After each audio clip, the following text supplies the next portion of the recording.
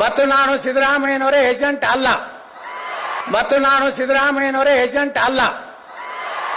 ಕೆಲವೊಂದು ಮಂದಿ ಹೊಯ್ಕೋತಾರ ನನ್ನ ಮ್ಯಾಗ ಸಿದ್ದರಾಮಯ್ಯ ಏಜೆಂಟ್ ಅಂತ. ನಾ ಎಂದೂ ಅವ್ರ ಬಳಿ ಹೋಗಿಲ್ಲ ಮುಖ್ಯಮಂತ್ರಿಗಳಲ್ಲಿ.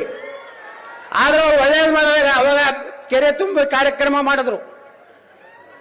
ಬೇಗಂ ತಲಾಬ್ ಕೆರೆಯಲ್ಲಿ ತಾವು ಮುಖ್ಯಮಂತ್ರಿ ಇದ್ದಾಗ ನಾ MLC ಆಗಿದ್ದೆ. ಅವಾಗೂ ನಿಮ್ಗೆ ಅಭಿನಂದನೆಗಳನ್ನ ಧನ್ಯವಾದಗಳನ್ನು ನಾನು ಸಲ್ಲಿಸಿದ್ದೇನೆ. ಇವತ್ತಿಗೂ ವಿಜಯಪುರದಲ್ಲಿ ಅಕ್ಕ ಮಹಾದೇವಿ ಯೂನಿವರ್ಸಿಟಿ ಹೆಸರಿಟ್ಟಂತ ನಿಮಗೆ MB ಪಾಟೀಲ್ರಿಗೆ ಬಸ್ ಸ್ಟ್ಯಾಂಡ್ಗೆ ಚೆನ್ನಮ್ಮನ ಮೂರ್ತಿ ಕೊಟ್ಟವು. ಅಲ್ಲಿ ಜಾಗ ಕೊಡಿಸಿದಂತ ನಿಮಗೆ MB ಪಾಟೀಲ್ರಿಗೆ ರಾಮಲಿಂಗಾರೆಡ್ಡಿ ಅಭಿನಂದನೆಗಳು.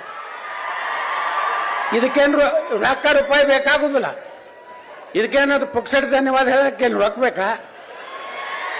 ಅದ್ರ ಜೊತೆಗೆ ಇವತ್ತು ವೀರರಾಣಿ ಕಿತ್ತೂರು ಚೆನ್ನಮ್ಮನ ಅವರ ಬಗ್ಗೆ, ಅವರ ಇತಿಹಾಸದ ಬಗ್ಗೆ ನಮ್ಮ ಜಿಲ್ಲಾ ಉಸ್ತುವಾರಿ ಸಚಿವರು ಹೇಳಿದ್ದಾರೆ.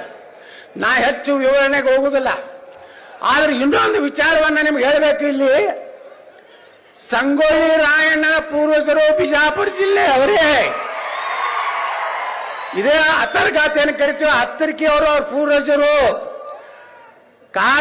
ಅವತ್ತಿನ ಕಾಲಾನು ಆಗ ಅನಿವಾರ್ಯವಾಗಿ ನಮ್ಮ ಬಿಜಾಪುರ ಅಂದ್ರೆ ಬರಗಾಲ ಇತ್ತು.